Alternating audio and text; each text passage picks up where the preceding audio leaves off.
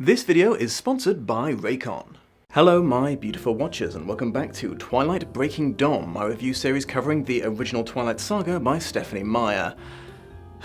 You might have understandably thought that because this was the last book that we were nearly done with this debacle. Well, surprise, we're not. Before I explain, I fear I must apologize to Twilight fans in advance. At the start of these reviews, I desperately want to try to avoid going nuclear on these books and being yet another critic who makes you feel bad for liking them, especially after so many of you were really helpful when I asked for input on what made you a fan in the first place. But, I just can't pretend like I'm not horrified by these books anymore. Though maybe this won't upset as many of you as I fear, as I'm given to understand this book is considered pretty off the rails even by lovers of the series as a whole. It's usually listed as the culprit by people who drifted away from the fandom. Breaking Dawn is the fourth and final book in the original Twilight saga, published in 2008. As mentioned in episodes past, Meyer's original plan was for Twilight to be a standalone work, then just for personal satisfaction reasons she wrote an extensive epilogue novel called Forever Dawn with no intention of publishing it. After the success of Twilight and the sequel books, Meyer converted the existing Forever Dawn story into Breaking Dawn and claims to have changed very little, just a few updates to take into account the events that she had now written into New Moon and Eclipse, like Jacob's much larger role in the story. It is the single longest book in the series, capping off at 756 pages compared to Twilight's 498. I'm not sure if this is due to the length or the reason for it, but the book is split up into three semi-distinct stories, which to my mild confusion are also referred to as books. Books 1 and 3 are told from Bella's perspective, but book 2 follows my former lad Jacob. If that sounds almost sensical, don't worry, Meyer would never miss an opportunity for an extra writing decision that seems so pointlessly weird it physically hurts my brain, for you see the three books are not of an even length. Book 1 is 7 chapters, book 2 is 10, and then book 3 is 20 chapters long. So yeah, Meyer changed the hitherto solo POV character for 25% of the middle of the last book in a 4-novel saga. It's a bold strategy, Cotton. Let's see if it pays off for her. Spoilers for a future Lost in adaptation, but I can totally see why the film was split into two, and it wasn't a cash grab as I had hitherto assumed. There is just no way a single film that incorporated this entire book of books would have been in any way watchable. I'm sorry to report that I've decided to take it one step further, so this is the first of 3 videos I'm doing on Breaking Dawn. I know, I'm annoyed too. Plan A was to do just one video, but that immediately went right out of the window because of the sheer obnoxious length of the book compared to its predecessors. Then Plan B was to split it in half like the film adaptation did, but I still couldn't fit all of my thoughts and feelings into the runtime. So, with the book already conveniently split into 3 parts, Plan oh God's Make It Stop C became the only logical option. I'm also dispensing with the former category format, partly because I don't have any positives left to talk about, and I think a recurring gag where I shrug comically in that part of the video would get old very fast. Right, let's jump into the compressed version of the story, shall we? Oh, Jacob, I'm so glad you're here. I wouldn't miss your wedding day, Bella. Nothing in the world could upset me today, except for, finding out that you're planning to have sex with your husband, but that would never happen. I'll kill all of you! Oh heavens, I hurt you during our first time having sex because I'm so strong and yet so uncontrollable in the heat of passion. Yeah, it was hot. We must never have sex again while you're a human. I'm a monster. What? To hell with that, we just started having sex after like 3 books, years. I'm not giving it up now. What? No, I shall not! Give me that vampire dick! Get away from me!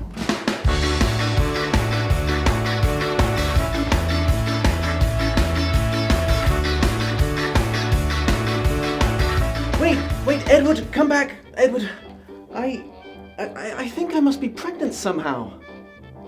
Edward? Edward?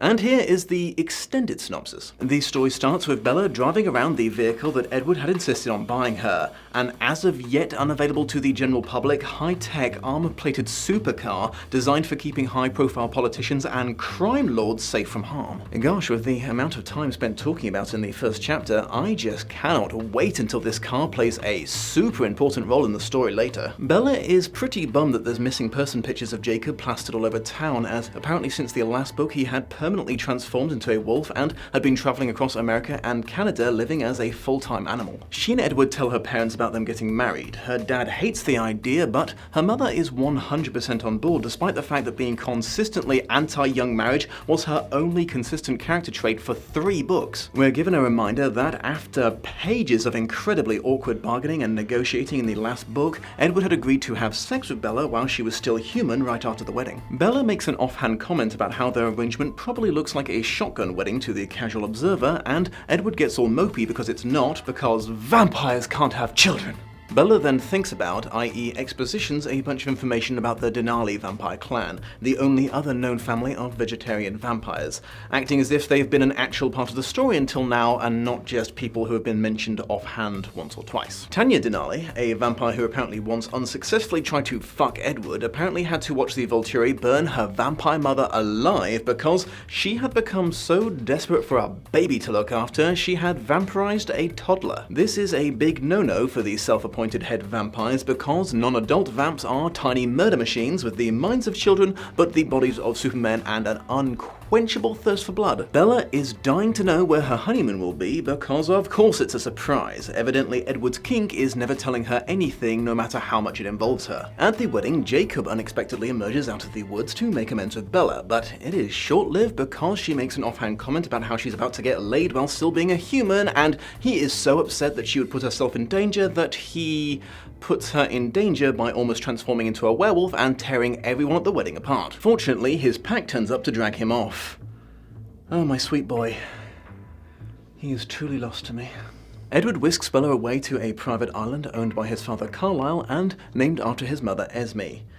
Okay, I got the impression in the first book that these guys were just, you know, doctor's salary rich, not richy rich, cartoonish rich. I had to go back and search for an explanation for this, and the only thing I could turn up was the vaguest suggestion that Alice uses her clairvoyance to commit stock fraud. Anyways, the long-awaited controversial cross-species shagging finally happens, I think. As soon as they so much as touch hands, the story doesn't just pan over to the window, it jumps right out of it and flies off into space. When they wake up the next morning, Bella is on cloud 9, but Edward is in a self-loathing shame spiral because he apparently went into super lust mode during sex and bruised her up pretty badly because he couldn't control his vampire strength. The fact that she is pretty into it means nothing to him, so he swears off having sex with her again until she's a vampire and spends the next week doing everything he can to avoid it. Then suddenly Bella is very pregnant.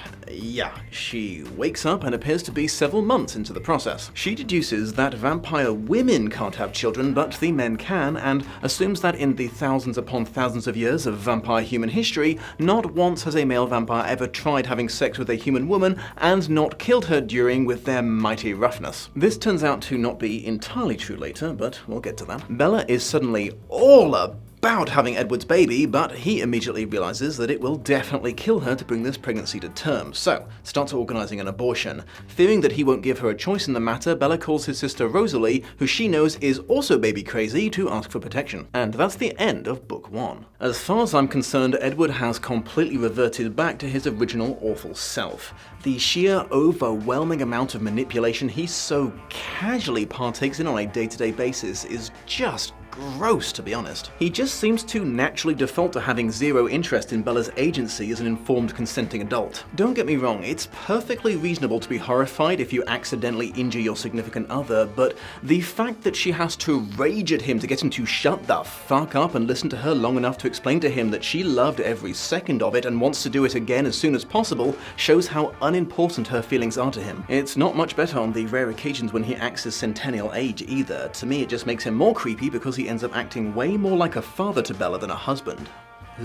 Topping all of that, though, has got to be the ultimate proof that Edward is a vile, toxic arsehole to Bella. She immediately, correctly, assumes that he would force her to have an abortion against her will if he felt it was right to do so, forcing her to secretly appeal to another vampire to stop him. Involuntary treatment to save a patient's life is a deeply divided moralistic subject, but I think we should all be able to agree that there should never be a situation when someone is 100% certain that their husband will definitely not take their wishes into account. Unfortunately, Bella has also backslid away from all of her feminist character development of the last book and just accepts Edward's controlling nature as an annoying but not worth fighting over part of his romantic nature. She even makes a joke about how he spent most of their honeymoon manipulating her into getting his way. It appears that the colossal amount of wheel spinning and reactionary backpedaling that Meyer puts into her characterizations has managed to last all the way to the end of the series. This is almost certainly partly because of Forever Dawn. Time and time again we've seen examples of this kind of character development erasure happening when people write finales before the middle and insist on sticking to it. I can't decide if Bella's mother's out-of-the-blue complete acceptance of Bella's teen engagement was due to Meyer realizing that she had written herself into a corner by making her the key reason for Bella resisting Edward's proposal, but not having a plan to explain why she would come around at the exact same time her daughter did. Or just another example of her believing that none of the rules apply to this particular couple she created because they are the one true embodiment of love in its purest form and no one could possibly stand in their way. Meyer confuses me yet again with her inconsistent approach to if vampires are trapped at a certain level of maturity forever or not by confirming that if a vampire turns a child, the child never grows up mentally, though that could just refer to children because they haven't finished developing physically as well as mentally. Meyer's insensitivity when it comes to portraying anyone except white people continues with a cameo appearance from a South American woman who just happens to be stereotypically hardcore superstitious, so she's the only person on the Cullen's private island who has figured out what he is, but she's too timid to do anything about it until she sees that Bella is pregnant. As it happens, she's also conveniently knowledgeable of vampire legends concerning cross-species breeding, so she lays down some dark foreshadowing of Bella's impending doom. So, no one knew that vampire men could get human women pregnant. In the next part of the story, the Cullens do some research and find some evidence that this very occasionally happens, but the babies always tore their mothers apart at birth. There's several things that seem irredeemably off about this to me. Firstly, Carlisle, the supposedly genius doctor, never even considered that this might be possible enough to discuss it with them beforehand. That's just not how doctors do. Medicine doesn't work on a, well, I've never heard of this happening, so I just assumed it was impossible train of reasoning. He would have done science, you know? And secondly, look, I have been on the internet long enough to know that if some sort of sexual act is possible, someone, probably a lot of someones, have tried it recently, probably this morning. I am just not buying it not being common knowledge. But enough about that, we have to discuss the much, much more important biological question here. How does Edward get an erection if he doesn't have a heartbeat or any blood? This has been a recurring joke and or meme that's followed Twilight around since the start, and I made the great mistake of trying to look up if Meyer had ever answered a question about it, and yeah, she kind of did. And it's a terrible, terrible thing. Vampires are physically similar enough to their human origins to pass as humans under some circumstances, like cloudy days. There are many basic differences. They appear to have skin like ours, albeit very fair skin. The skin serves the same general purpose of protecting the body. A fluid, similar to the venom in their mouths, work as a lubricant between the cells, which makes movement possible. Throughout the vampire's body are many versions of venom-based fluids that retain a marked resemblance to the fluid that was replaced and function in the same way and toward the same purpose. Venom Penis. Edward's erections are filled with venom. Not replacing his semen, just the blood required to, stand to attention. The Venom Penis is a canonical part of the Twilight universe. Venom Penis. Whether or not Bella was going to Venom Penis, sorry.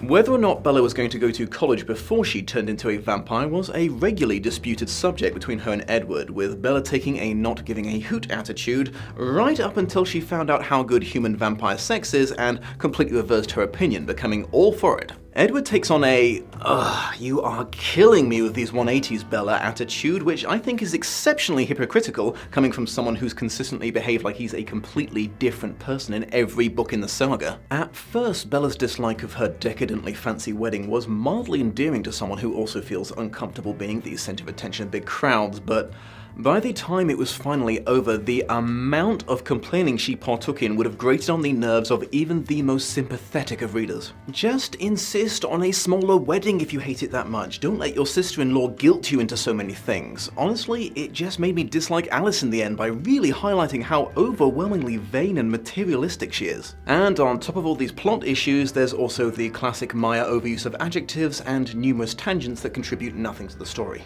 This book could probably have been the same length as its predecessors if an editor had had the balls to cut out the boring and or completely unnecessary sections and consistent repetition of already thoroughly covered topics. In conclusion, Book 1 of Book 4 is very much the calm before the storm of awful, but as you can see, I still had a lot to complain about. And now, a word about our sponsor.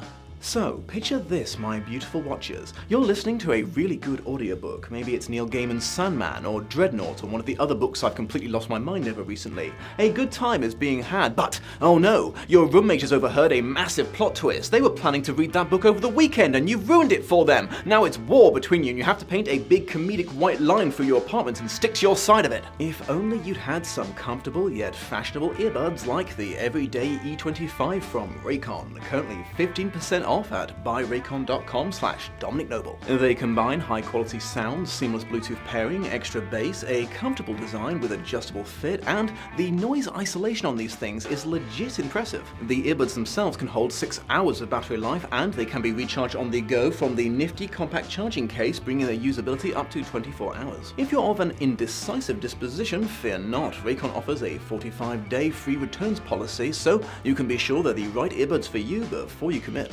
Raycon earbuds start at about half the price of any other premium wireless earbuds on the market, and like I said, you can get an additional 15% off by following the link in the video description or going to buyraycon.com/Dominic Noble. Thank you for joining me, my beautiful watchers, and I do hope you will return to see me continue this uphill battle to completing this series of reviews. In the meantime, if you would like to ease my suffering just a little, there is no better way of helping out a YouTuber than by protecting them from the horrors of the dreaded algorithm by liking, sharing, commenting, and subscribing if you're new here.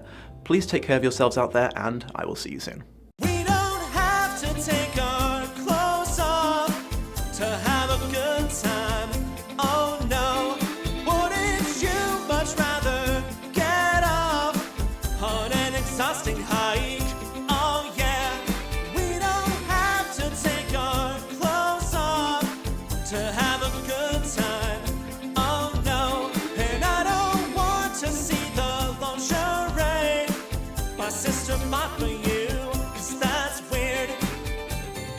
Much love and appreciation to my patrons of honor, Shelby Holtz, Sam Cucinotta, and Atel Spurdloff, and special thanks to this video's co-producer, Kate Robinson. Be sure to check out her channel for more of that sweet, sweet YouTube content. Guys, I know you like playing through curtains, but I let you in here on the proviso you were good, and I know you don't speak English, but I need you to honor the agreement. Ooh, you little buggers. Come here. Now you get publicly shamed. I have to apologize to the beautiful watchers for interrupting the shot. You sorry?